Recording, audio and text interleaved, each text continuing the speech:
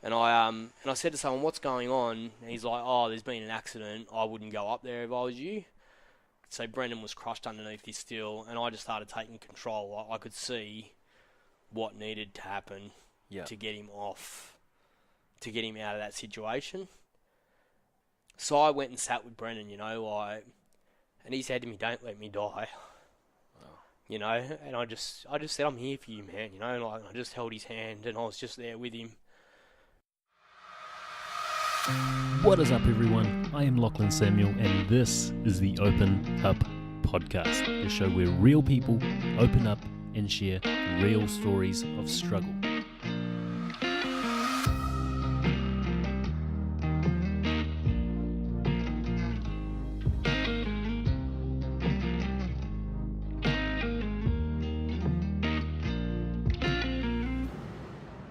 Good to go, man. Yeah, good to go. Welcome back, everyone, to the Open Up Podcast and episode 37 with Corey Gaidzionis. Thank you for being here, my man. Thanks, man. I appreciate the opportunity. It's a bit warm today, so if I pause this, I apologise, but I'm a sweaty mess right now. You and me both. Okay, we're going to dive straight into your childhood and I guess get a quick summary of that, and then from there up until the point of the first incident or story that you're here to share today.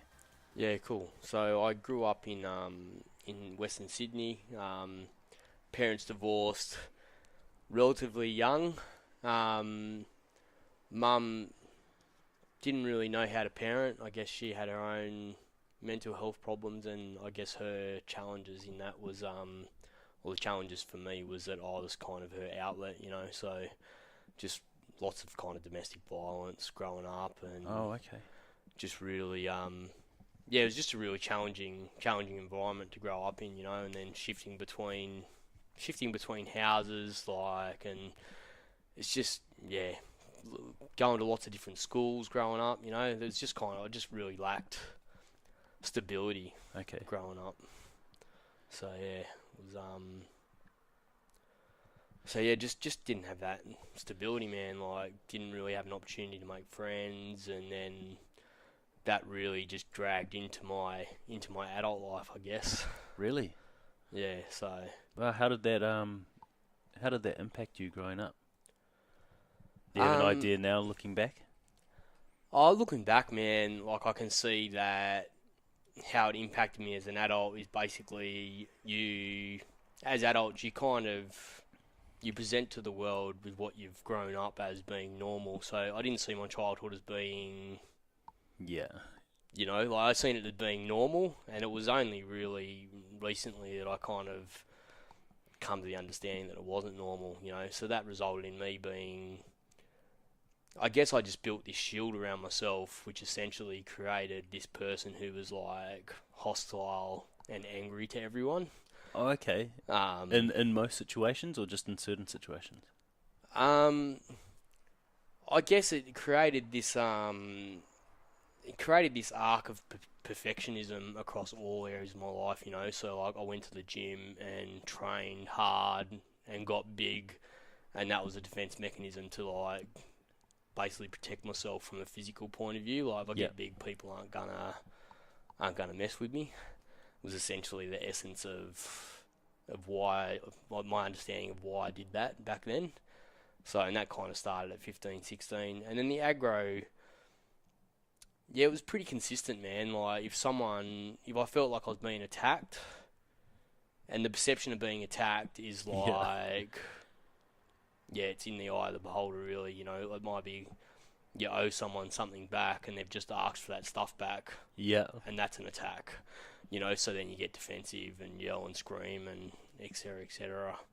And then that shifted through to my employment, through to relationships, through all areas of life, man. Wow.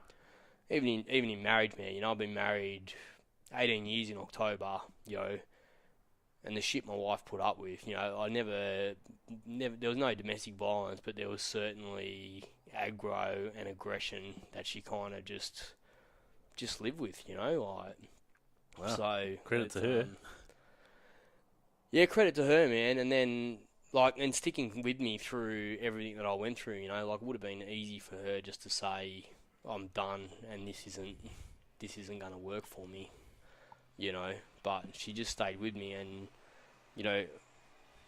I'll dig into it a bit more later, but through my experience of coaching, I've been able to really rebuild and reframe who I am as a person. Yeah. Which is not only just across all areas of life, man, just being a healthier, happy human being, That's essentially. awesome, man. Did you, obviously, you being aggressive, you being aggro, as you say, did you bring a lot of that back into your life? I'm sure you probably know the law of attraction, what you put out is what you get back. Do you feel like you got a lot of that sort of aggression back or directed towards you? Not really, man. When you're a big fella, people kind of just don't, you get people kind of, I guess I got the opposite of that, instead of attracting it. Yeah. I just couldn't create. So for me, it ended up being a situation where I couldn't create friendships that lasted. Okay. And then when I was in friendships, they were very one-sided. It was me being of service to that person to try and maintain the friendship. Really? Yeah, it's a bizarre. So when I had one friend, I would just hold on to them for dear life for fear of losing them. So yeah, I'd kind of grown up in this, just really unusual. That is really unusual to be aggressive and aggro, but to be the person who's providing the value in the relationship. It's bizarre. Really odd. Yeah. Do you think that's because of the stability, the lack of stability growing up? I think it's absolutely because of the lack of stability growing up. I just didn't have. I didn't have stability. So when you've kind of got someone who's a little bit stable in your life, you'll do anything to maintain that stability. Yeah. So. And then on the flip side, something goes wrong and you just blow up, and then that's the end of that. Yeah. And then you kind of find, so when you shift workplaces, you kind of find, that relationship vanishes, and then you start another one, I don't have, I've got a couple of friends from school. I've got one friend who was kind of with me in year 11 and 12 who I just lived at his house and hung out. Yeah. And, we've kind of maintained some form of friendship over the years, but if you break down your life in decades, I can go, that was the one person in that decade, that was the one person in that decade, I can really, when you really start breaking down your life and looking at what's working for you, not what's not working, all of a sudden you can start seeing patterns. And yeah. Were you comfortable being alone? No, I've never been comfortable being alone, man. I Okay. was jumped from relationship to relationship with women and et cetera, et cetera. Now is probably the first time in my life where I spend a lot of time in isolation by choice, to meditate, go sit at the beach and be comfortable in my own space, not having a friendship where you're on the phone, how you going, man? How you going, man? How you going? Every day, I've got friendships now where, I've got a good mate that I rode with this morning and we might not see each other for a month or 2 months, but the friendship's still solid. That's cool. You don't have to be... Yeah. Do you think, obviously being someone with a lack of stability and finding it hard to hold on to relationships and friendships, do you feel like you're seeking validation and trying to hold on to people? That you were, worthy of having that sort of stuff? Oh, self-worth, man. That's a whole conversation on its own. We could do a podcast on self-worth. Yeah, I'm sure we could, man. Absolutely, man. I didn't value myself at all. I had no self-worth, so I was just putting into relationships in a way that was really unhealthy for me and unhealthy for them, really. There was massive benefit for them. And maybe some of the people that I attracted, when you give and give and give, people will continue to take until you say, I'm not giving anymore. Yeah. And that's been, I guess, part of my healing process when we get into my story has been that I started giving to community, just freely. And that was really about me trying to forgive myself. But cool. there's no form of external. There's no way to externally find self-forgiveness, you know. Like, you just have to go within to discover that. And that's the scariest part of forgiveness. Yeah, man. It's it's a big, scary, deep place to go, you know. But I guess when you have the opportunity, like for me, I had a catalyst. Yeah. That kind of opened up the opportunity for that. And when you have a catalyst kind of open up the opportunity, then... Forced to. Well, essentially, I had two choices, man. I had, like, here, you're broken, and I was isolated. Everyone kind of left me except my wife, really. So I had a choice to go, hey, you can keep being who you've been for 38 years. Yeah. Or you can rebuild. And when you're talking to... But when you got PTSD, man, you know, like, through your workplace...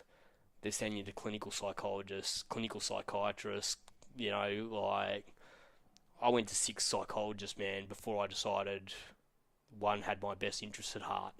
Wow. You know, I'm just like, nah, you know, that doesn't work, you know, like, because like, if I'm going to heal myself, I'm going to find the best people to do it. And I think it's important, too, when you go to people that are meant to be the health professional that are supposed to help you, go to one you actually connect with and that you feel comfortable being with. Because otherwise you're going to go and you're not going to be authentic and genuine. Yeah, absolutely, man. I think, like, the biggest takeaway from this is if someone is seeking help for mental health, don't just go to anyone. You know, like, you go to someone and it doesn't click. Like, if your gut, intuition, and your heart says this is the wrong person, it is the wrong person. Yeah, we got that shit for a reason, so listen to it. Yeah, absolutely, man, you know. I mean, like, we struggle to connect into our heart and our gut, but when we plug into our intuition, you just know who the right people are and who the wrong people are. Yeah, that's powerful, man. One last question before we move on to your story. You acting out with this aggression, were you ever aware of it, or did you ever... after acting out to certain people, think, oh shit, like that's pretty bad, I need to change how I'm acting? Nah, man, it was just really? way. Wow. Like, it was just... It'd be hard to be around for like people around you. Well, people just vanish, man. That's why you're on your own all the time. Shit. And did you realise it at all? No, you just don't, man. Like, you just have I had no awareness of... Because it's just normal, man. Oh, like, okay, yeah. So what is normal, you know? Like, normal is what your... perception is. Yeah. So for me, there was no, like, you justified in your own head, you know? Like, I did that because that guy did A, B, C. You know, I'm going to justify to my ego what I did because that's where the ego's safe, you know? Yeah. Like, even when you transition, you know, like... Yeah, at the moment I'm going through this space of where I'm acting differently in my relationship with my wife. So instead of like so this week, for example, right, I spilled super glue on the kitchen bench, right? Hold on, how do you spill super glue?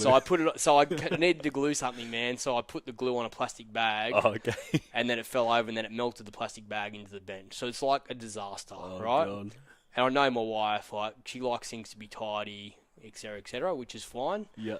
And I knew that when she come home, she was going to say something, you know? Like, it wasn't going to be let go. So, for me, my automatic response when I feel like I'm being attacked is to be aggressive. Whether that's like, it was an effing accident or whatever that looks like. Yeah. But it would have been yelling and probably rage uncontrolled because I had no control over my temper. So that looks like... So, A, I'm not serving myself because I'm just going to my unconscious response. And B, I'm not serving my wife. So it took her, 18 hours, 24 hours to get over it. And I was able to say to her the next day, you know, like, are you still angry? You know, and she's like, no, I was just frustrated. You know, like, how stupid are you to do that? And I'm like, yeah, I know, I was stupid, but, you know, I've sorted it out. I've got the bench fixed. So all of a sudden, I've got this... old version of Corey, let's say old version of Corey. I don't like using that terminology because Corey's just Corey, right? Yeah. But for simplicity's sake, you've got this old version of Corey who's got this rage and anger in past habits, which has been normal for 38 years. For the last 18 months, 3 years, I've been like shifting that. And now all of a sudden, I've been shifting it within myself, but now I'm outwardly behaving that way. That's awesome, man. So my ego is going, like, so there's this state of confusion, you know? So I had to, like, physically go, instead of getting angry, I'm like, I'm just going to go to Bunnings. So I went to Bunnings, I sat in my car and cried, man, because I'm in this state of confusion about Far out. where I was in the past and where I am now. Yeah. And I just left the message, like, my coach is in the US now, so I just, like, left him a message, which was allowed me to verbalise what was going on, and then he sent me a message the next day kind of explaining what was going on for me, which is essentially what I've just shared there. That is fucking powerful, man. So, That's awesome. Yeah, so there's like massive... The shifts in me have been massive, man, like particularly in the last month. Because me coming from this space of kindness has allowed my wife to have a voice. So now all of a sudden I've got this new wife who's growing and expanding, and I'm like, I don't know what to do with that. Yeah. Like, this is a new person. Like, I love it. It's awesome. But it's like, my ego's like, we don't even know who this person is in our house. You know? Yeah, what if she becomes dominant? No, but it's not even about that, man. You know, like, and she won't become dominant, you know, because we're actually in a very healthy relationship for the first time, you know. Really? Like, for a period of time, she had to step into her masculine to... You know, I had PTSD and depression, so she had to step up to running the house, making sure the kids are getting to school, making sure bills are getting paid, like... Wow. Because I had no capacity to function in that at all. So we've kind of had to bring the balance back to where we're not power or, you know, her masculine or my masculine. It's about being human and about being together. Like good harmony. Balanced, yeah. That's awesome, man. So that's... I'm happy for you. And your wife. Yeah, it's powerful, man. Like, it's really... Like, this... I feel like my world's opening up, you know, like I seen your post, this come up yesterday. I'm like, I should just send him a message and see what happens. Yeah. You know, like, and lots of stuff's just, like, opening up for me, man. Yeah, it is. It's crazy how this sort of shit works, man. Like, honestly, I never would have assumed you had a story like what you're about to share.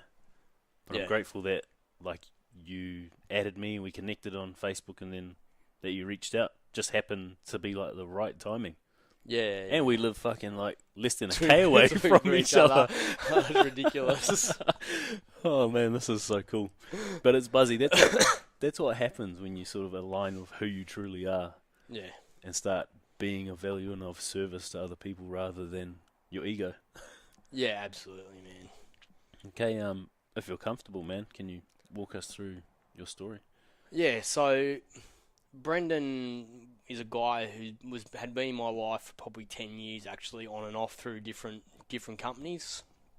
So I'd employed him and I'd fired him and I'd employed him, and so we kind of had this on and off relationship within business. And he was working within a company. I'm not going to talk about companies, but he was working at a business that I was in a management role, and on this particular day I'd gone out to the factory and said, hey, I need you guys to move this steel, and get this job done first as a priority for a particular customer.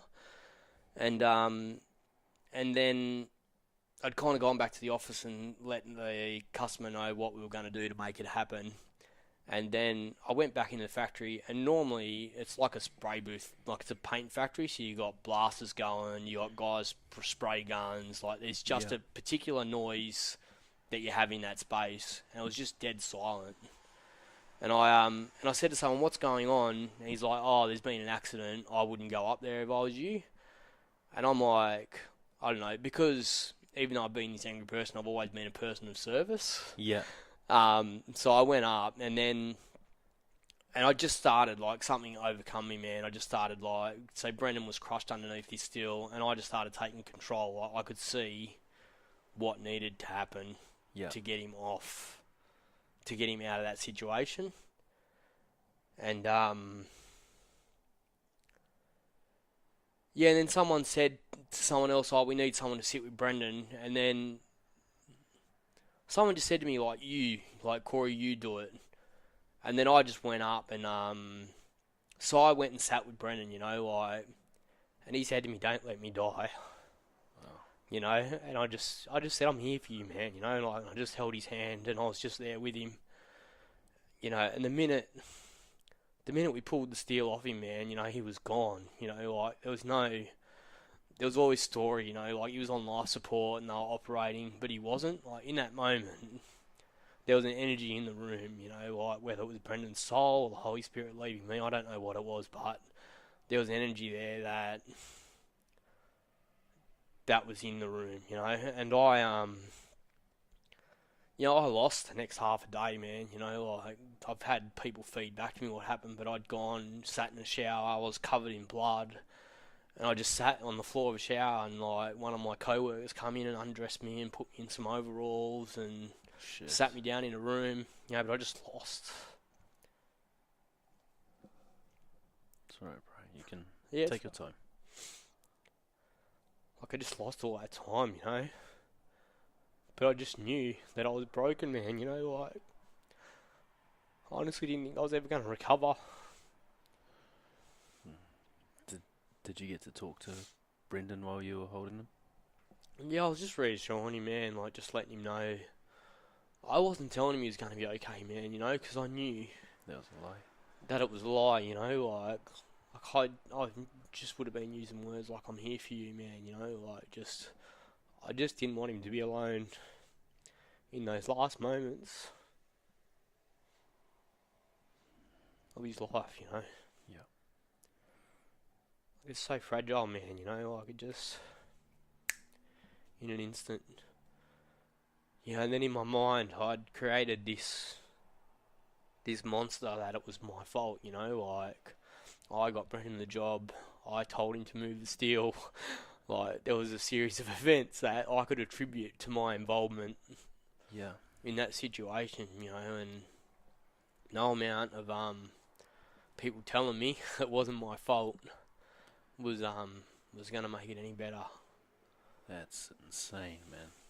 That you did that to yourself is crazy. Wow. Do you want to walk us through what happens after your friend starts so essentially dress you in that shower? So essentially I spent the next day kind of... I went back to the workplace the next day because they had a chaplain there, and I got up and walked out of the room because they were just telling lies, They were just saying like Brendan was still alive and he passed away on the operating table, but I just didn't believe it. So I just knew that it wasn't the right space. And then the employer had their own psychologist that was part of a workplace psychology program, but I went and seen 3 of their psychologists, and I'm just like, this is not working, like I just didn't feel like they had my best interest at heart. Yeah. And then I ended up going to see my GP, who I'd been seeing for years, but I wasn't that guy who went to the doctor, like, so he was our family GP, so I would see him because we'd take our kids. Okay. So I knew him because of the relationship that he'd had with my children, really. So then I went and seen him, and then he introduced me to a clinical psychiatrist, and I went and seen him, and he was quite aggressive, actually. It was really interesting, but Was he part of your work? No, so now I've just said to my work, I'm not following your protocols anymore. Like, I'm taking charge of my own life, essentially, as much of the capacity I had to get. Because I really wanted to be able to function. Like, I was still not functioning at all, How long was this from the incident? I was probably 3 to 5 months before I started taking, before I come to the realisation I needed to take a different path of action. Wow. So during that 3 to 5 months, what were you doing for the most part? Were you at work? Nah, man, I wasn't at work. So there was 2 things that I did. I either escaped on my push bike. Yeah. So I'd go just ride, or I'd go to the gym and just bury myself so bad that I just had no physical energy to do anything else. I'd ride up to the hills and sit in the bush and just be on my own. Or on the flip side of that, I would go and just spend time at my kids' school. Like, I'd just sit and read with kids in the morning for 2 to 3 hours. And the rest of the time, man, like, just laying on the couch watching TV pretty much. Like, Shit, that was, okay. you know, like, you can't sleep. You don't sleep, man. You just have, like, night sweats where you have to get up and say to your wife, like, hop out of bed, babe, we need to change the sheets, you know, because you just, I don't know how it's possible for that much fluid to escape from the human body, man, you know, like, and that was not once a week, man, it was, like, twice a night, Shit. you know, so you're constantly just, you're not sleeping well, so then you're, like, sleeping during the day, and then you're not sleeping at night, and you just get into this cycle of just not being able to do it, like, you're literally incapable of functioning as a human, really. Okay. So, I guess still, like, having the incident run through your mind, and at this point, were you still blaming yourself? Yeah, I still blame myself right up until... Actually, the clinical psychiatrist was probably the first breakthrough that I had to start healing, you know. Like, he was... I don't know, he had an oddball approach, really. He's this, like, little Chinese fella who was, like, really aggressive. Aggressive, like, physically or emotionally? Just, like, he just really felt like if you were talking rubbish, he was, like, just... Straight up, like, that is bullshit, basically, you know, like... And then I did this exercise with him, I can't remember what it was, I think it was EDMR, like eye movements, you do rapid eye movement and they ask you questions and stuff like that. And I just broke down and I just released, you know, like I just cried and cried. Like I just cried, man, like I'd never cried before, you know. Really? Like just like this massive release, like this gush of, you know, like, I guess So sweating. you still hadn't cried about the incident up until that point? Yeah, so I had cried, but I hadn't cried with... I guess I was forgiving myself and crying, man. Okay, Like, yep. that was the shift. So I cried all the time, man. Like, I just was constantly... Yeah, I was constantly crying, pretty much, you Yeah. know. Okay. So for the 5 months following, you're pretty much using, like, exercise, I think, as you said, Yeah, escapism. Exercise to escape, man, you know, like, and just not be... Yeah, just to escape the world, you know, like, just to be alone, like, to not be in pain. Not to not be in pain, that's the wrong word. Like, you just want to be a burden, man, you know, like, I'm Yeah. a burden on... Of course. It's scary to actually think that you might be a burden, especially on your family. Yeah, I Something mean, like I that. tried to commit suicide, man, you know. Really? During that time? Yeah, I crashed my car, like, into a power pole, you know, at whatever speed, and the car was written off, and they're just like... Oh, so you're, like, real deep. Yeah, You're in deep turmoil there. yeah, deep, man. Wow. Like, Were you able to open up to your partner or anyone about this? no, I just kind of screamed about it, man, you know, like... I was just, yeah, I just didn't want anyone, you know, like, I just didn't have any trust for the world. Yeah, well, you'd been alone for the most part, so I can understand that. Yeah, and then you're broken and you're still alone, you know, like, Yeah. you don't know how to... And you, at that point, you probably had nothing to give, so the only way you knew how to have a relationship was to be of service and just give and give and give until they'd taken enough. Yeah. Wow, that's a tough place to be in, especially while you're blaming yourself, man. Yeah, it was just the darkness, man. And then I went and sat on Cottesloe Beach one night, man, with the intent of, like, just swimming out, and I don't even know if it was a person or what it was, man, but I had someone just come and sit next to me and just say, "You okay? Do you mind if I sit here?" And then, you know, I just was sitting on the beach crying, and they just didn't really communicate. They just stayed with me. And then I just got up and walked back to my car and went home, man, you know? Wow. Like, that person saved my life. Wow. Have you ever had any contact? You still don't know? I don't know, man. Wow. That's beautiful, man. That's cool. Yeah. Did you, obviously, like, being in that sort of industry, did you try and go back to work? Or did you know from the Yeah. get-go that you couldn't? No, I tried to go back to work, man. There was an enormous amount of pressure, like From yourself or from the company? from the company, and I went to. So I did the whole, the return to work plan. I just air quoted, for the audience out there. There was an enormous amount of pressure from the employer to go back to work. Because I was, I was the gun salesman, man. I got shit done. Like, my perfectionism drove me to meet targets and smash them. So I was a guy that they wanted in the business, that they wanted back performing. Yeah, making their money. Making them bank, basically, and I had a return to work plan, which was like, was it 2 hours a day, 3 times a week, like that was a return to work plan. And I was just like, so I went back to work, and the first day in the first hour is like, we need you back 40 hours a week. Really?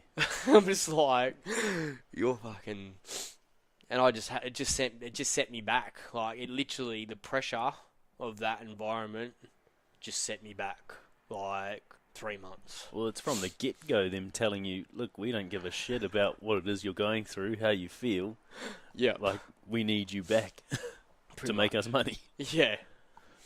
Like, they just didn't care, man. They just didn't. Yeah. So was there any other, within that 5 months, was there any other pressure?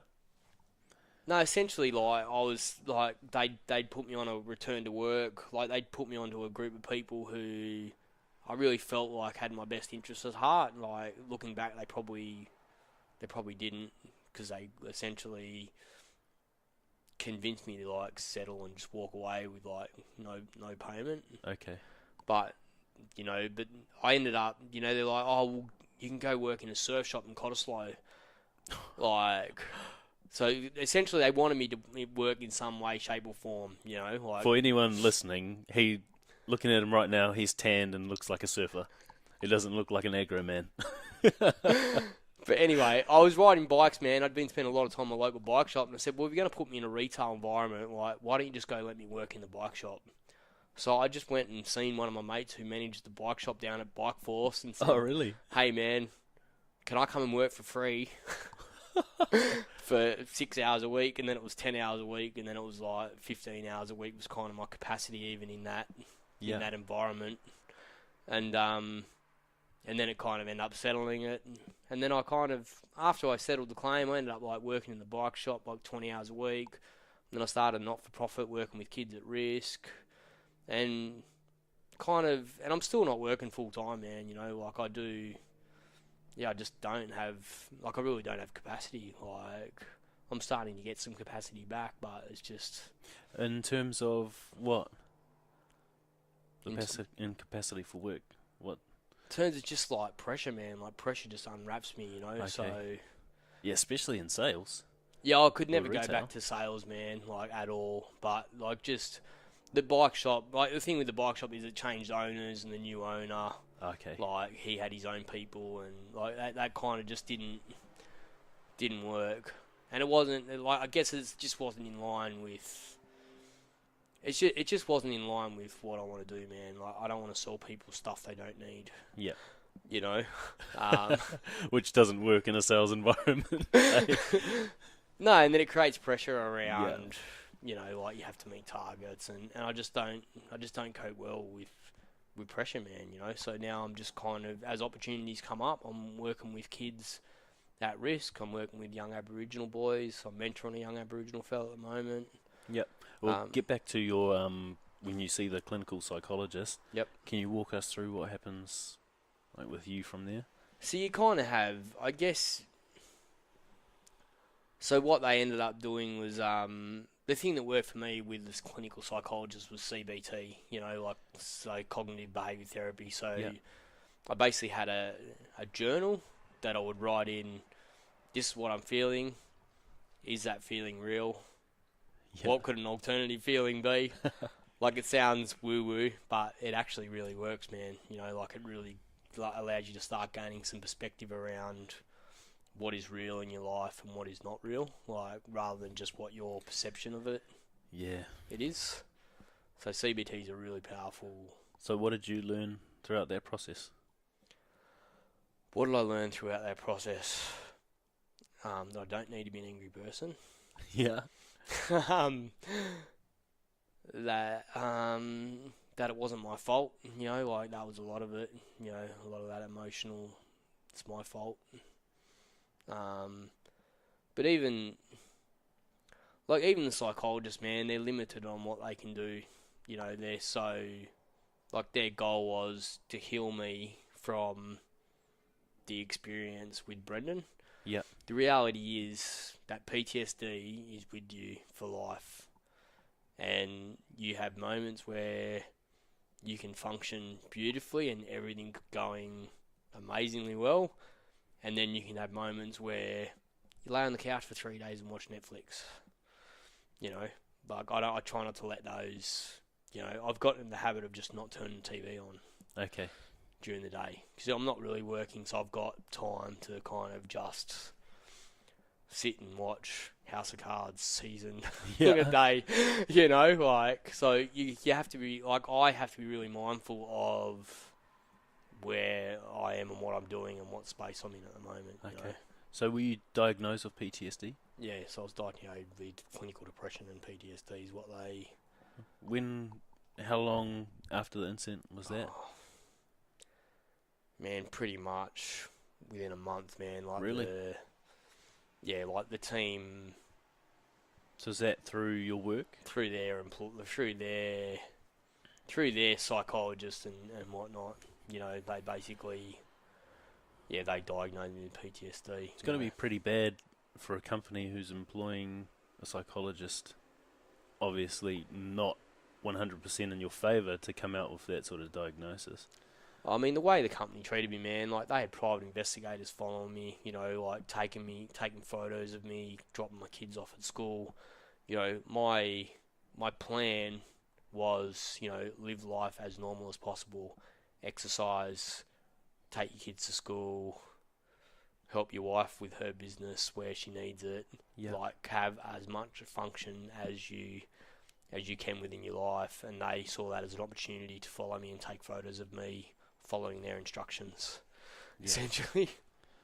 Man, that just puts so much more pressure on you too. Like, did you begin to feel like you couldn't? Yeah, absolutely, man. Couldn't act as if you were at a place of contentedness?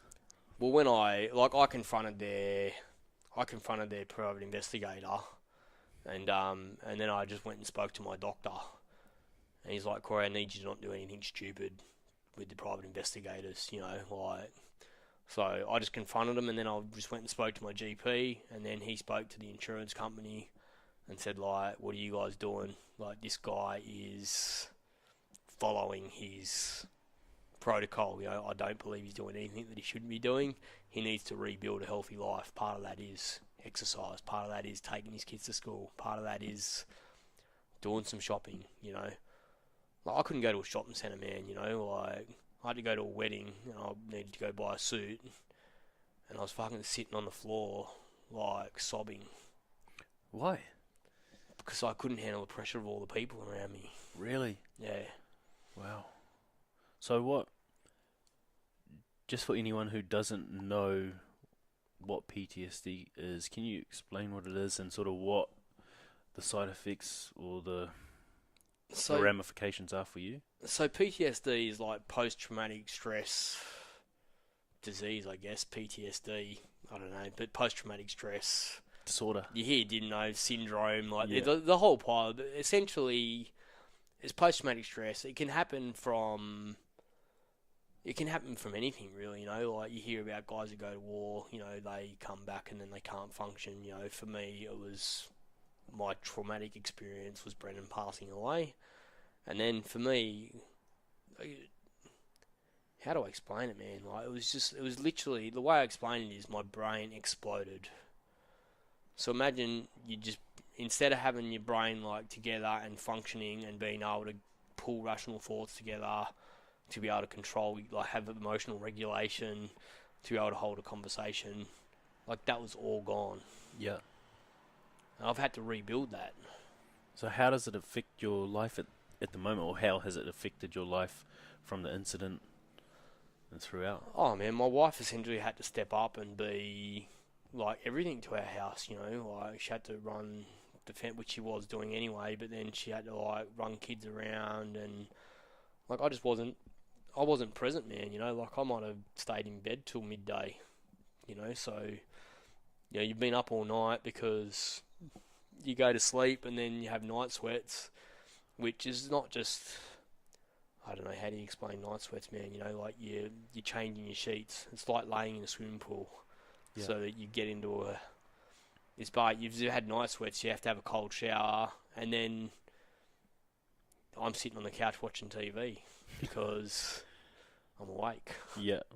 You know, do I want to go back to bed and experience that again? I don't want to experience that when I'm asleep, so I'll just stay awake. So then you fight going to sleep. It's like, and then it becomes a cycle of, you know, you're overtired because you're not sleeping, and then that perpetuates the emotional dysregulation, you know, the sadness, Yeah. And so does it affect your ability to build relationships? Although, like, it wasn't that good in the first place, did it affect the relationships you had at the time? Oh man, Because you said everyone sort of pretty left. much everyone who was, like, I've had some people reach out since, but the people that were in my life just vanished, man. Like, they didn't know how to deal with it. So I guess their path was, it was just easy for them to go, you know, I'm not, you know, and I've spoken to friends and said, hey man, you know, like, what you did was shitty. Like, when I really needed you to, like, just give me a call every second or third day and say, how you going, man? You know, you just finished. But that's not fair, because everyone has their own, you know, everyone has their own luggage, right? So would I swap my luggage for your luggage? Like, I feel like my luggage is shitty, but I wouldn't give it to anyone else. I don't know what you've got in your suitcase. Yeah. So looking back now, do you have an understanding of why it was that people left? Was it a way that you were acting, or? no, I think, so you've got this guy who is like uber confident, super salesman, you know, like I was the egomaniac, you know, like if someone told me I couldn't close the deal, I closed the deal. You know, so you've got this like super outgoing guy on the surface, you know, but that was all bullshit, to this guy who can't hold a conversation, who's upset and crying and sad. You know, people who have been living with this guy don't know, you know, how can they possibly understand or connect with someone who's in that state, you know. So it is what it is, man, you know, but it's just given me opportunity to bring people into my life who are aligned, A, with my values, and B, who are good people who don't want anything from me, man, you know, like, they're the people that I want in my life. I want to be able to give to them if they do need something, but they don't need anything from me or don't want anything from me other than having a coffee at Cafe Royal, man. That's you know? cool, yeah.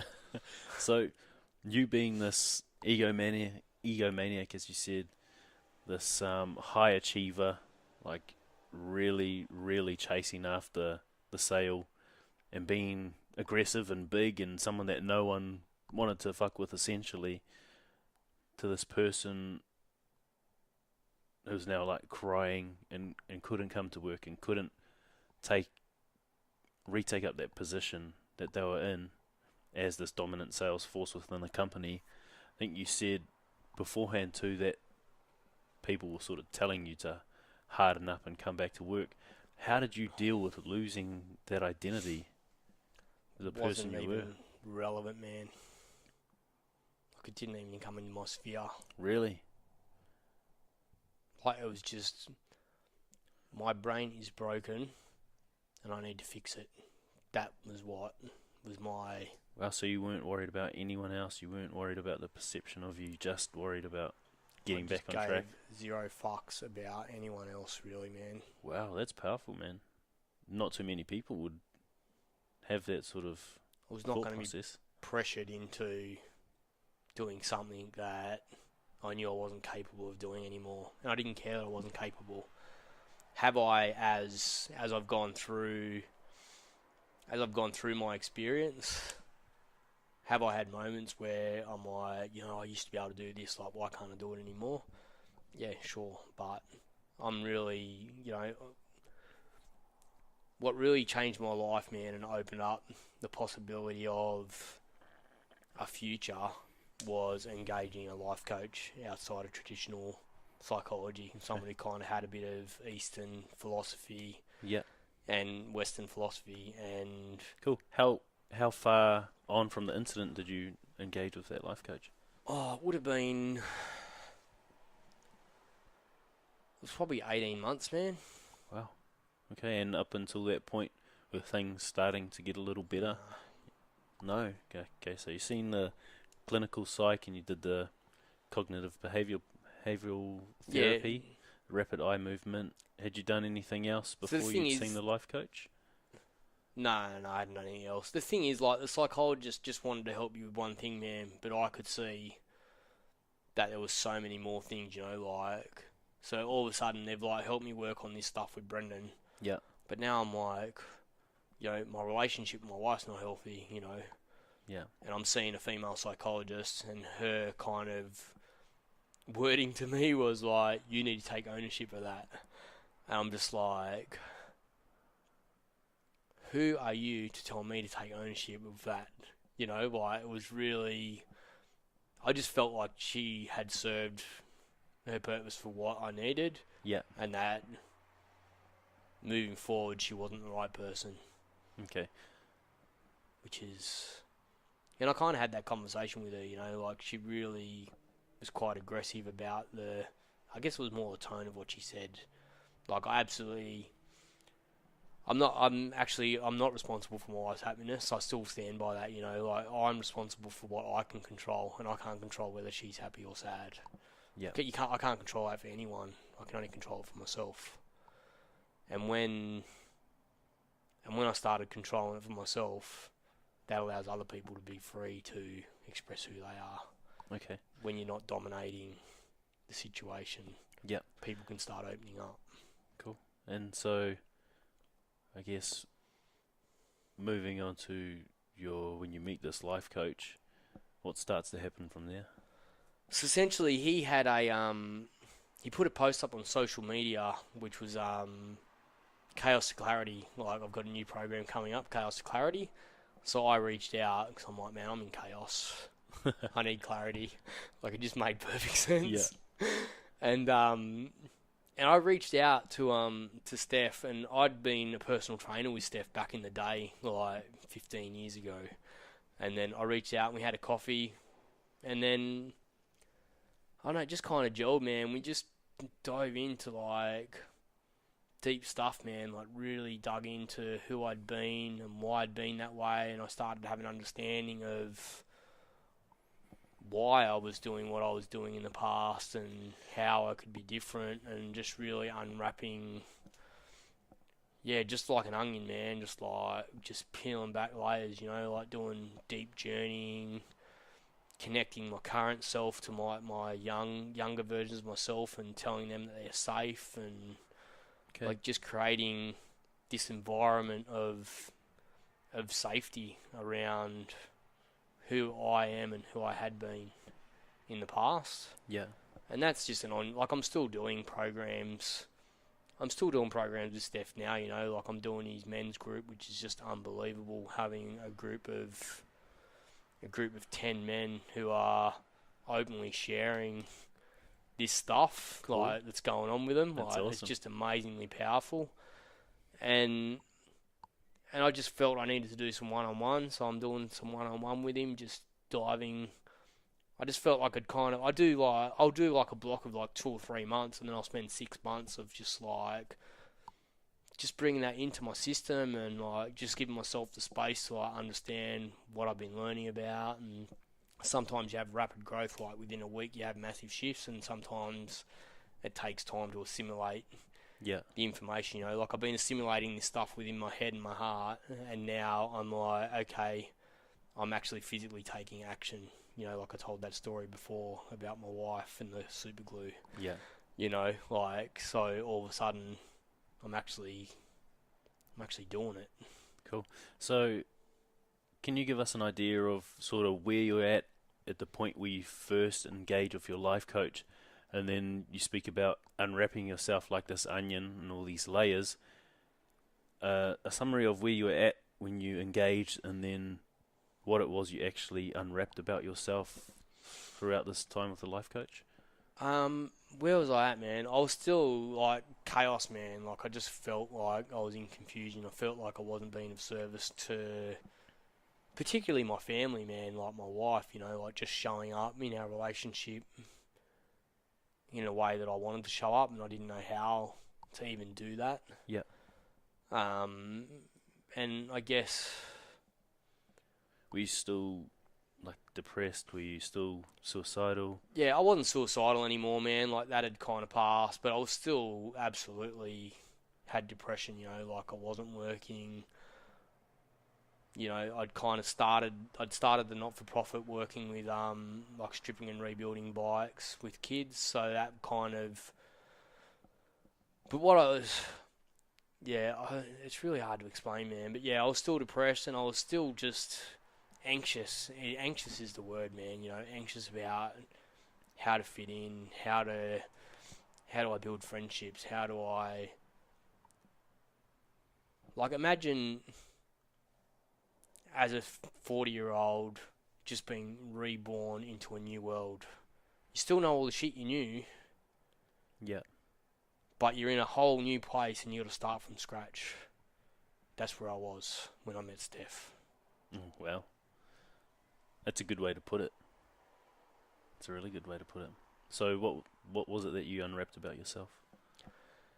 So I just unwrapped why I'd been angry for so long, but that's not a 2-minute exercise, man. Like it takes months and months and months of deep work, of him coaching you and doing journeying, like going into a safe place and like connecting with a younger version of yourself and seeing how they felt in that moment and why they felt that way.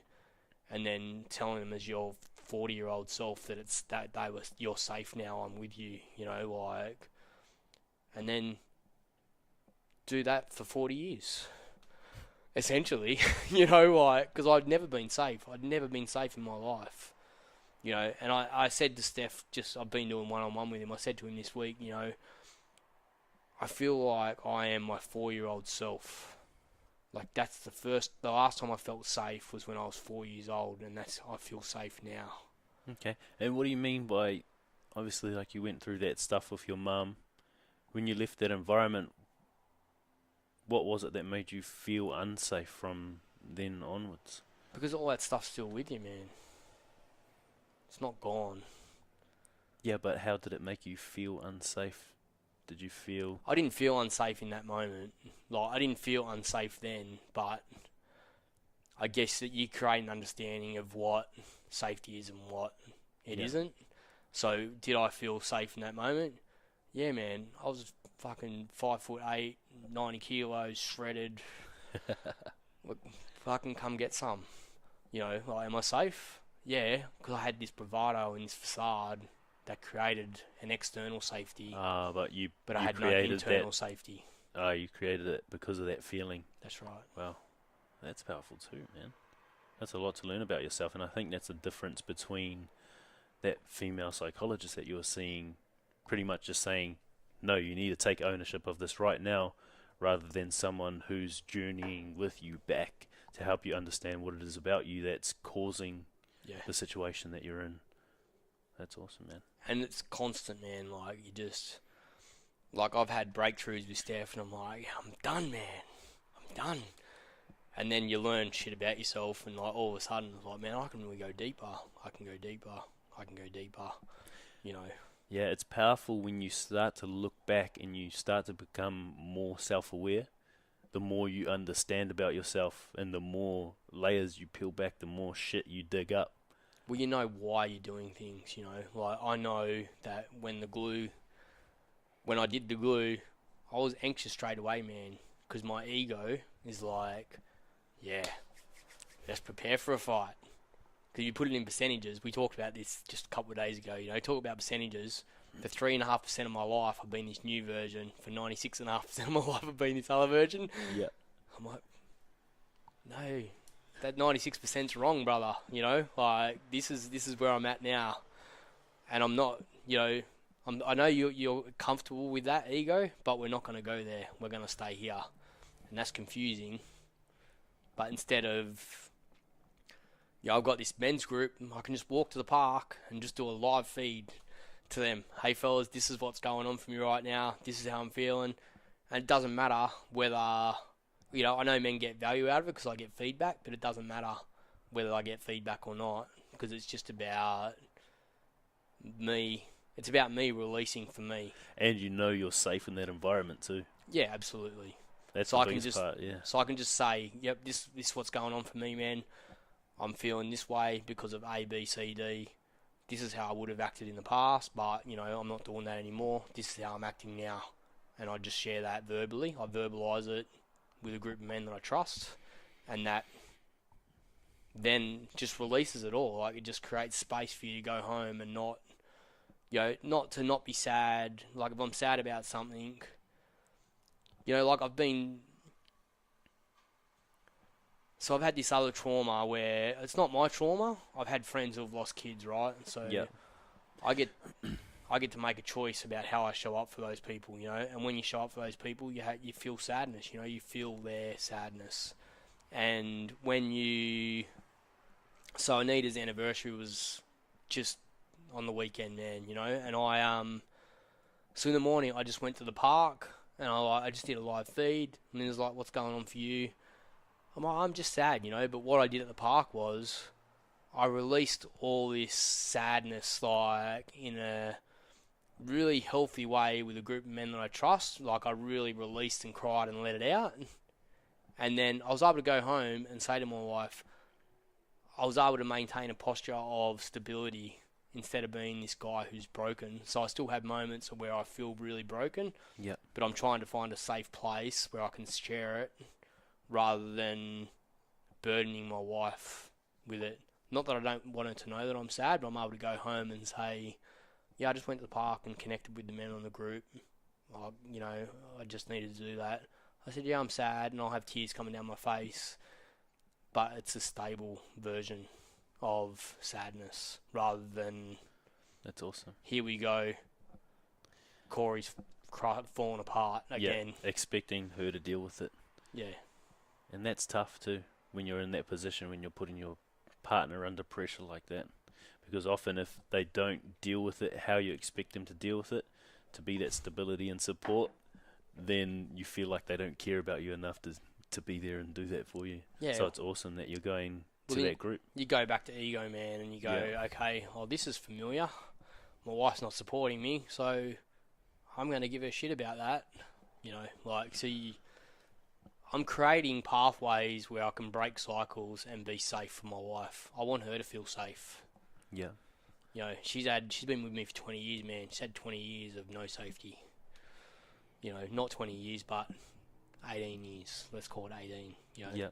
So she's had 10% of her life where I've kind of been semi-safe, but not really, because I've been dysfunctional, because I've had PTSD and been broken, So she's kind of had this version of Uber man to broken man to now starting to see this stable, safe version of Corey. Okay. And I think beforehand you spoke about you were put on medication. Yeah. So how long after the incident were you put on medication? Probably 2 months, man. Really? Because I just fought it, man. I was just like... I was still in this state of like, I'd seen my mum on and off medication my whole life, man. So I'm like, to me, it wasn't a healthy way of dealing with it. You know, like, I'm just gonna work with the psychologist and I'm gonna get better. Like, in my head, that's what I was telling myself. Yep. And then I'm like, I've just got everyone basically saying, you need to take the drugs, you need to take the drugs, you need to take the drugs. And then when I seen that clinical psychiatrist I was talking about, he shared this story with me, you know, like, you know, Corey, you're in a hole, you know, and, you know, an officer comes past and says, you need to get out of the hole, but you got no way of getting out of the hole. And then, you know, the sergeant comes past and he screams at you, get out of that hole, soldier, you know, like, but you still can't get out of the hole. And then your mate comes along and he jumps in the hole with a shovel. He has the medication is your mate with the shovel. It's going to help you dig yourself out of the hole. Okay. Which it did, but at a price. Yeah, and how did the medication affect you? It just numbs everything, man. So you can't feel, you know. And not only like they start you on the meds, and then it's like, oh, you know, you go to your doctor once a week and you fill out a report, you know, like, oh, on a scale of, you know, how many times in the last week have you felt like committing suicide? How many times have you wanted to hurt yourself? How many times have you gotten angry? You know, and then that gives you a score out of whatever. Oh, your numbers aren't improving. Let's increase the meds. Yeah. You know, so all of a sudden, you find yourself on a super high dose of medication that is giving you a beautiful score on this piece of paper, but you got no capacity to feel anything. So you really can't progress. Well, you're not going to heal yourself without the medication. Yeah. Well, you're not going to heal. You're not going to feel anything, man. You know, like, you just don't feel anything. You don't feel happy. You don't feel sad. You just don't feel anything. It just robs you of your brain's capacity to feel. Okay. So you're not responsive. You're not aggressive. You just, like, it just tones everything down. Okay. So it's like being dulled, man. You know, like. Yeah. And what happens with this medication? I think you said beforehand that you just went off it cold turkey. So I'd been seeing my coach probably for a month and I was feeling good. And I'm like, well, so you were on the medication all the way up until that 19 month mark? Yeah. Wow. Yeah, so I was on the meds for well over a year. Yeah, probably 18 months. Shit. Nearly. And then I started seeing Steph, and I didn't tell anyone that my intent was to get off the meds. Like, I went to Steph, and the definition of clarity for me was getting off the meds. Like, that was my... I didn't give a rat's about anything else, man, to be honest. Like, everything else I learnt was a bonus. I just wanted off the meds. But I didn't quit Steph. Like, yeah, I got off the meds and then I still stayed with Steph, like, because... Yeah, so what happened with the meds? So I went off the meds.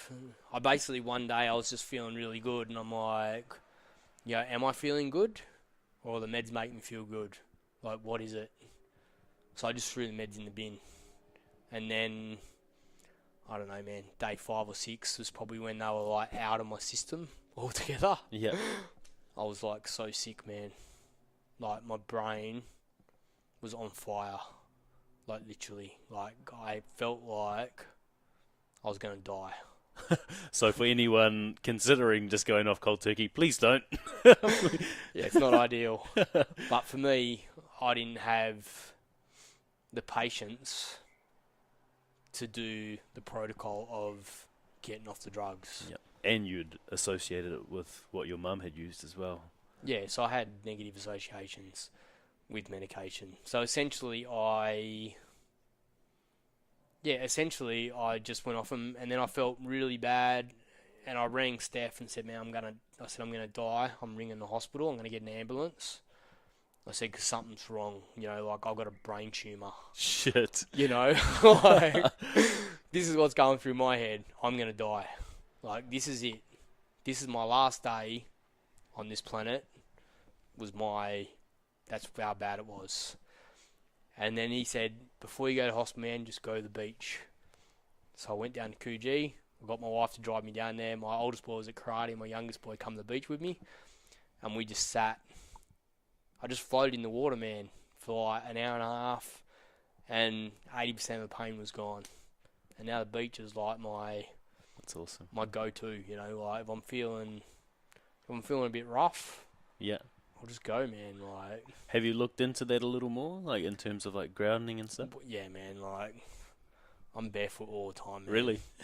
Like, if it was societally accepted the fact that I could walk around Gateway Shopping Centre with no shoes on, that's where it's at. Yeah. Well, you fit that surfer mold.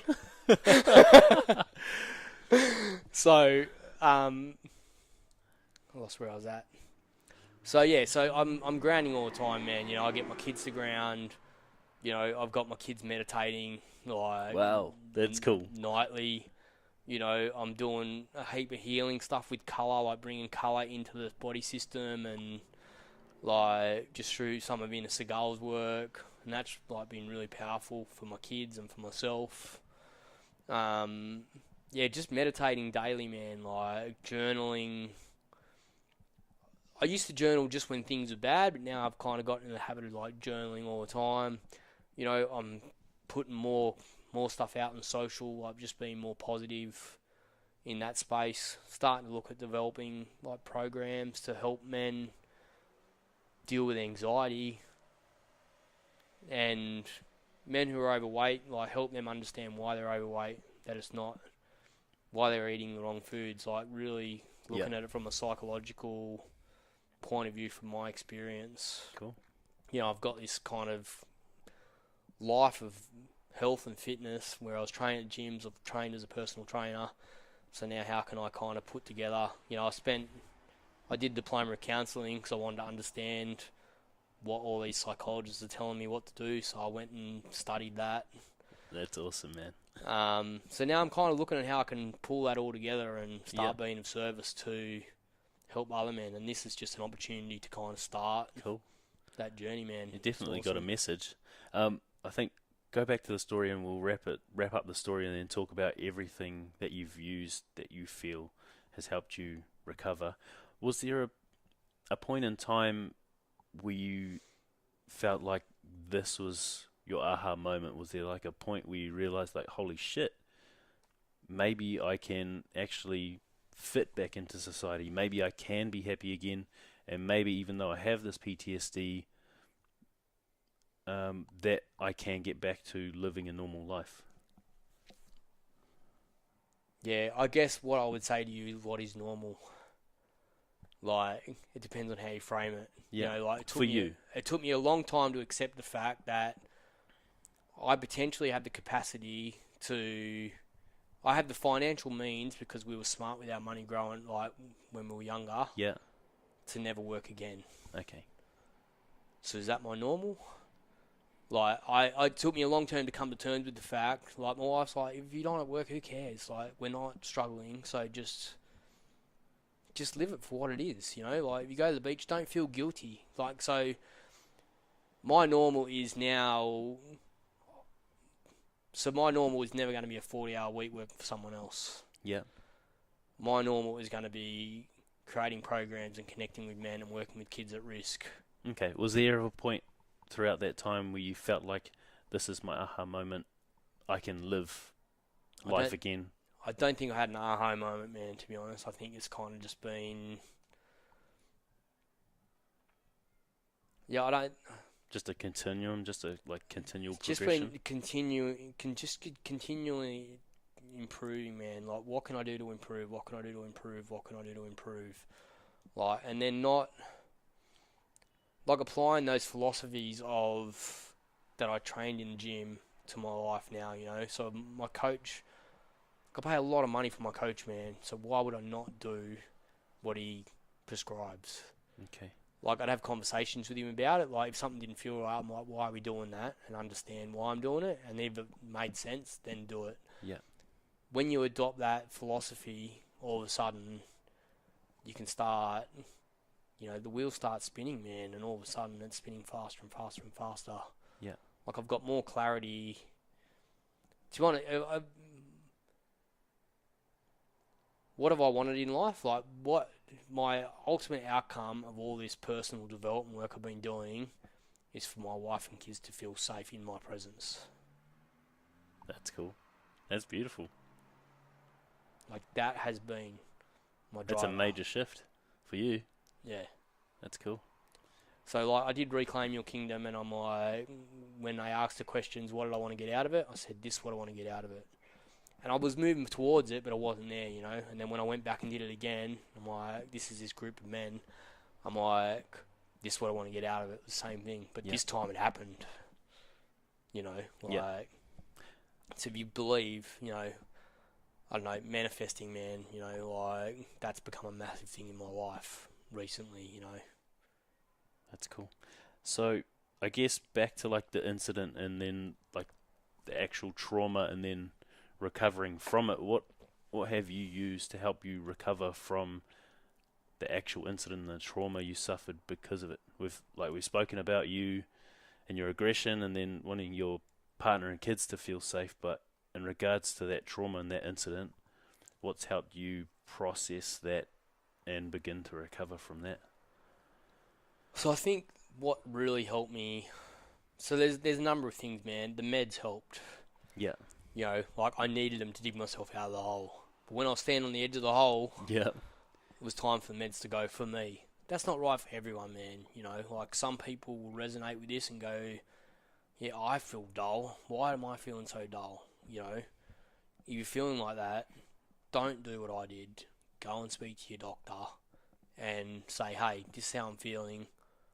I want to taper this back. But I would say to them, have someone to speak to.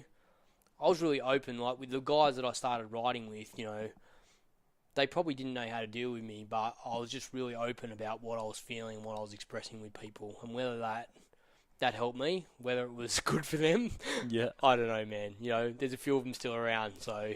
So how did you get to a point where you're comfortable actually talking to other men about what you were feeling, what you're going through? What point did that happen? Like, is this just something innately in you where you could feel comfortable? Yeah, I think if you look at, like, what gifts we get from God, right? Yeah. I have a gift to be able to talk to people. Yeah. Whether that's positive, negative, or whatever, aggressive, not aggressive, like, that's always been my gift. I used to use that gift to sell shit to people. I'm not doing that anymore. You know, so, yeah, I could, if I decided that I had the capacity, you know, could I go back and sell stuff? Probably, but it's not, my heart's not in it, man. Cool. So you're pretty comfortable. So I think talking to people. I think I'm just comfortable being open about. It's powerful, man. Not many people have that ability or have the self-awareness to, you know, I think I think the way I frame it is that if I'm honest and open about what I'm feeling, it gives other people permission to be open and honest about what they're feeling. Cool. You know, that's the whole point of this podcast. I think maybe you just gave me my mission statement, a new one. That's cool, man. I've never heard it put that way before. So that's why I do what I do, man. That's why I reach out to you, and that's why I am open with men, because I want them to feel safe to express what's going on in their heart, man. And that's what I want to do in my programs. I want to create a space where it'll be open for men to say, hey, because there's nothing out there, man. Yeah. For men. They're like, I don't know, men get a bad rap, you know, this whole fucking toxic masculinity shit that's going on in the world right now. Like, someone said to me today, like, how do you frame masculinity? I said, I call it being a human. You know, like. Yeah, and I think with this toxic masculinity, we've got to work through a lot of the shit that we've been taught and that the men before us have been taught. And it's not going to just fucking vanish. My motto is generational change, man. Yeah. How can I create generational change? By working with fathers and working with kids. That's it. Okay, so I guess back to the recovery, you used so the meds. And talking. then when I got to Steph, like, obviously CBT was really good. You know, that was the start of my journaling process, like, writing down what was going on for me. And journaling is important because first you acknowledge it and then you get to let it out, so you're not fucking constantly internalizing. Well, you're spinning it out of your head, man. Yeah. So, like, yeah, sometimes I'll journal stuff that I just want out of my head, and then I'll screw it up and burn it, like, and then it's gone, you know, like, I don't need that. And then other stuff in my journal is stuff that's important to me that I want to keep. You know, I've got journals, I've got a couple of journals, I've got one that I'll put aside, and then when my days are done, they'll be there for my kids to read about what my experience was, what my life experience. You know, ultimately, I want to put that into a book at some point. So, journaling, meditation, like people, I don't know, when I talk to men about meditation, man, like, they go, oh, fucking woo-woo, you know, like, but it's not, you know, like, you can literally just go outside and just stare at a tree for 10 minutes, or walk along and just observe the sky. Like, it doesn't have to be sitting there, you know, like, meditation's got this stigma of, that's of no value, but it's, calming the mind is significant value. And then like, thoughts come and go, which is what the whole point of meditation is. Yeah. You know, you calm the mind, and what's important comes to the threshold. And then I journal about what came up, why did it come up, what was that about? You know, ask the questions. That's really powerful, man. So how do you implement meditation into your day, meditation and journaling? Sometimes I'm heavy on it. I'll go down to the beach and sit, and that can be anywhere from like 30 to 90 minutes of just sitting. Yeah. And then a lot of time then I'll just spend 10 minutes, you know, just sitting calmly, you know, even 5 minutes, man, is enough. Like, just sit and just observe when you calm your mind. Like, once you practice it, it's like anything, man, you know, like, when you first go to meditate, it's going to be like, you know, your head's going to be full of shit, because it is. Because you're going to realise, maybe for the first time, how much your mind is fucking scattered. Yeah, exactly. Like, you're going to find out, like, meditation is scary for men, because they're going to find out how much is going on for them. Like, so they just need to come back to centre and just calm down for 10 minutes a day. Like, I don't have 10 minutes. Bullshit, you know. You spend 10 minutes flipping your phone up, you know, flipping on Instagram and Facebook. Social media, whatever, social, you know, like Strava, Instagram, Facebook, like, they're just endless. You know, so 10 minutes a day, like, just, you know, if I really want to do it, I know my kids are going to be rolling out the door they're going to be rolling out of bed by 6 o'clock. So if I know I want to start my day with meditation, I'll set my alarm for 5:50 and I'll go out the backyard and I'll sit on the ground, and just start my day with 10 minutes of meditation. So I don't have a structure as such. I just create. If I'm in a really dark space, I'll go and create space for meditation. If I'm going okay, I'll still create space for meditation, but it's less. I don't know, man. I like to go. Life just needs to flow. Like, if you're like, oh, I've got, you know, I need to drink 600 mils of water. I need to meditate.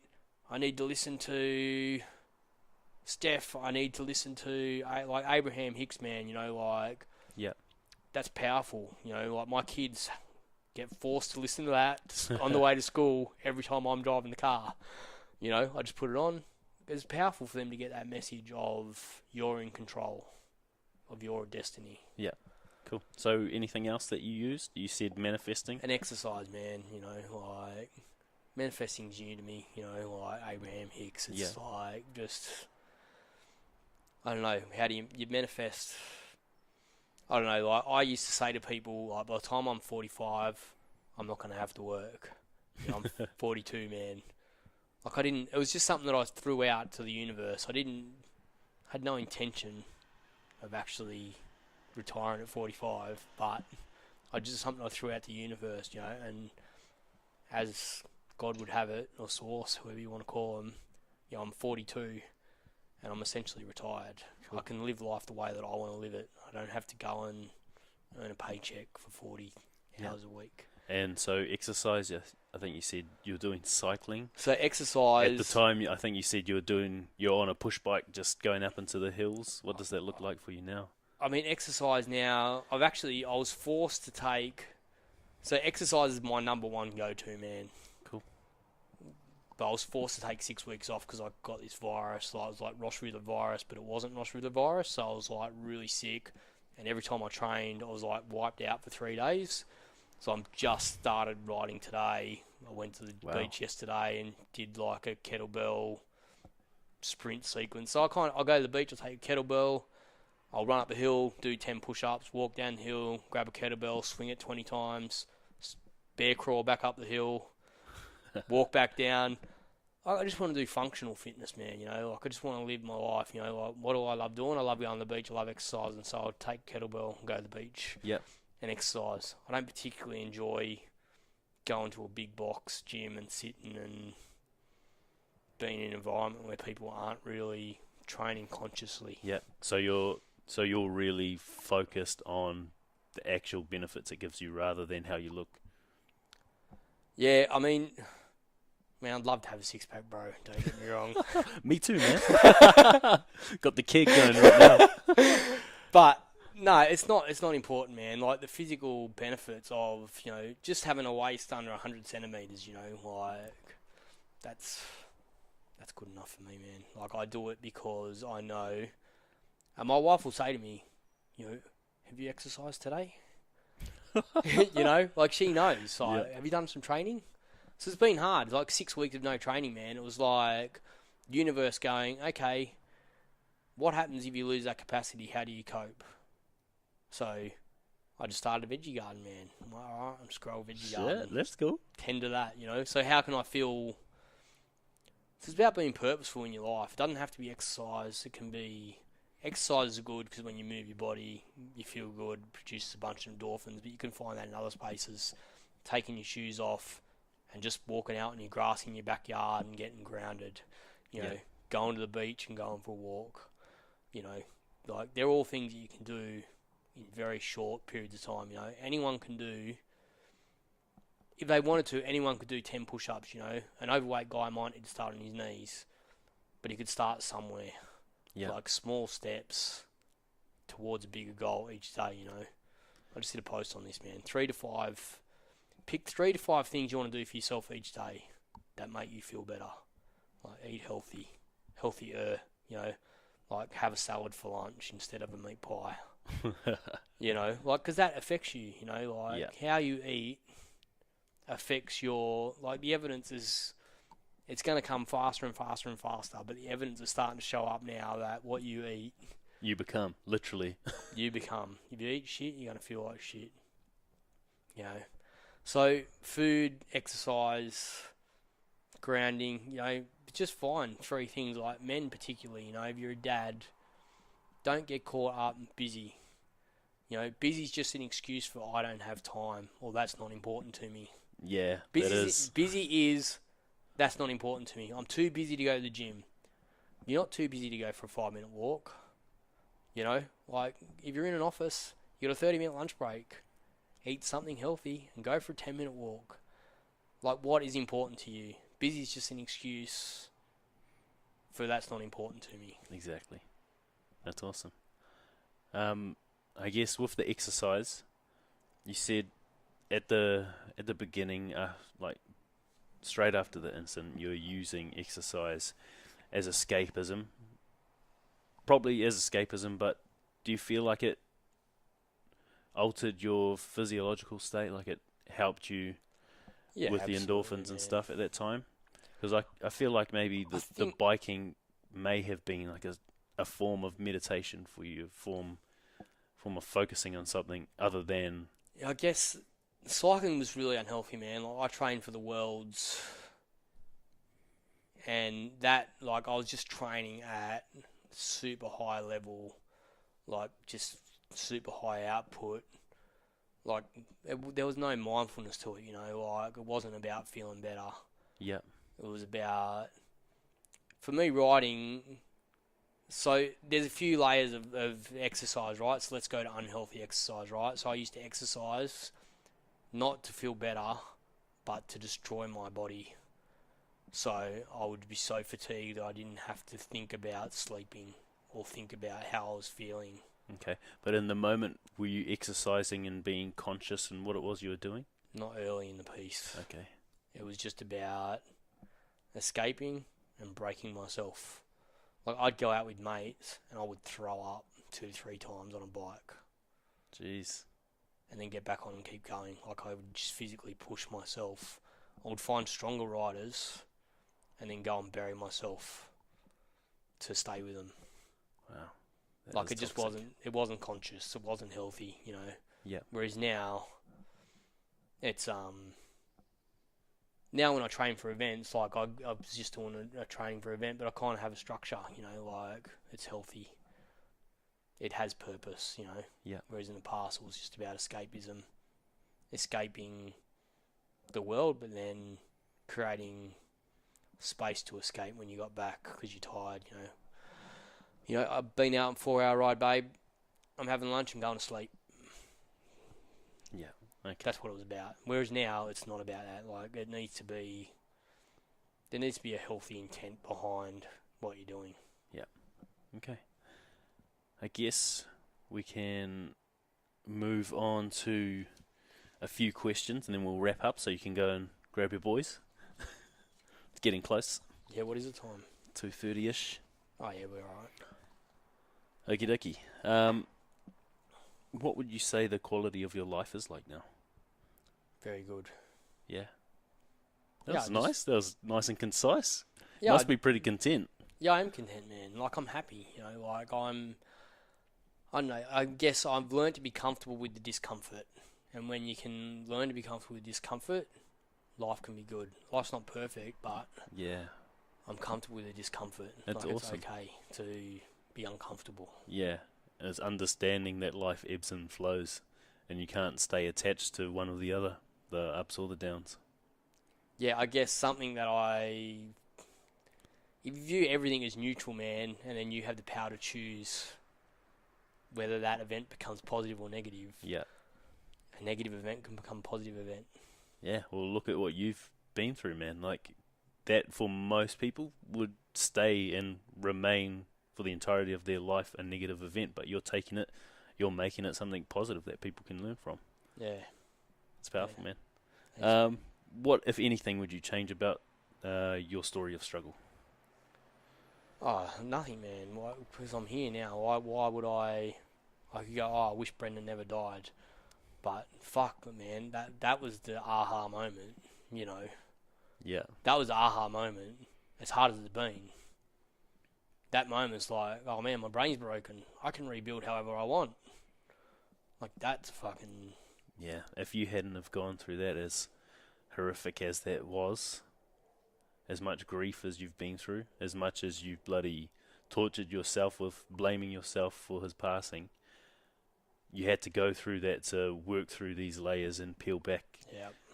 so that your partner and your kids can feel safe. And now you can teach men. Everything happens for a reason, man. Yeah, man. It's powerful. What have you added to your life or removed from it that has improved the quality of it? What have I added to my life? Good men. Cool. Through that group that you have, or No, not just through that group, man. I've got a very small, select group of men that I socialise, but I'm always looking to expand on that, man. You know, like, I just want to, I want to create like men's circles where cool. that's my, good men that don't want to talk about the football and don't want to talk about the weather. They want to go, you know, I had a rough week, man. You know, they can pick up the phone and go, man, I'm struggling right now with this. Like, I want to create that freedom for men. That's cool. That's something that's definitely needed too. Yeah. Cool. Anything you've removed from your life? What have I removed from my life? Man, to be honest, I've been working on removing that big muscular facade, man. You know, like, just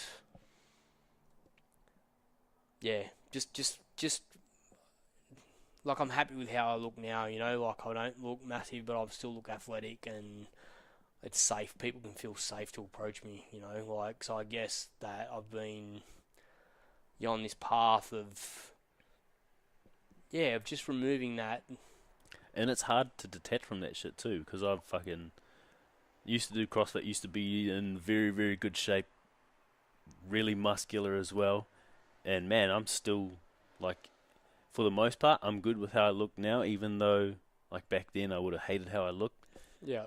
But it's still, like, every day it pops up into my head, like, ah, shit, Yeah, man. I wish I was like that. But you just got to, like, find gratitude for how you are, knowing that you're taking the steps to fucking be healthy. Man, I seen a photo of Elvis in the 1950s, like one of my female friends posted it up, and all the women are going gaga about it, man. And I'm like, I'm in better shape than that. Like, I'm happy.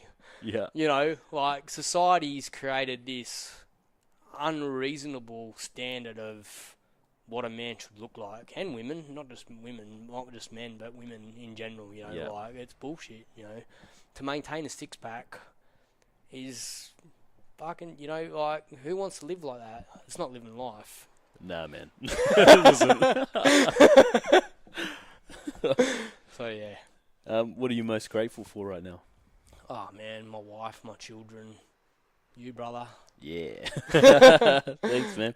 I'm happy for you too. It sounds like you're in a really good place. I'm not only happy for you, but I'm happy for your partner and your kids as well.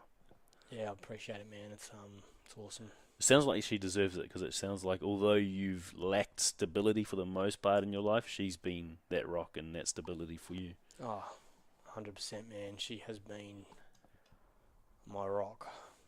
That's awesome, bro. Yeah. One thing I'd add is, if you're at rock bottom, Yeah. the only way is up. So the minute you believe you're at the bottom, life's only going to improve. And suicide is a permanent solution to a temporary problem. Yes. Yeah, it is. And you just, like when you talked about that luggage before, you giving that to someone else, that's what you do with suicide. Yeah. As sad as that is to say. Yeah. But that's true, man. You're just passing on your issues to Yeah. your kids, other people, you know. Okay. I think you've touched on it before, but do you know what your purpose in life is? Oh, man, my highest value is fatherhood, and like I have this focus right now where I'm starting to understand that I have the capacity to build programs to create impact for young people who in difficult situations where they can only see one path, create an opportunity for them to see that there's an alternative path for them, and just being of service to men, you know, like just creating safe spaces for men. I don't know what it looks like, but I just know that that's what I'm going to do with the rest of the time I've left here. That's awesome, bro. I'm glad you found it, because we need it. Yeah, we do, man. Big time. I think maybe you've already given the answer to this one, but I'll ask it anyway. If you had the chance to put a message on a billboard, knowing that thousands of people will see it every day, maybe on the freeway somewhere here, what would that message be? Oh, man. I should have found out what your questions were. Nah, I like people going off the top of their head for this one. A billboard.